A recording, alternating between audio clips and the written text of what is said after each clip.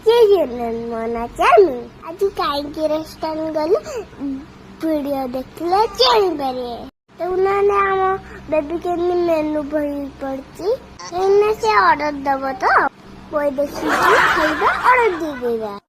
ଏବେ ଟିକେ ଲେଟ୍ ହେଲା ବୋଲି ଦେଖୁନାହାନ୍ତି କେମିତି ତଳେ ଗଡି ଗଲାଣି। ଫାଷ୍ଟ ଆମର ଟିକେ ଷ୍ଟାର୍ଟର ଆସିଥିଲା, ତାପରେ ଆସିଗଲା ଆମର ମେନ୍ ଖାଇବା।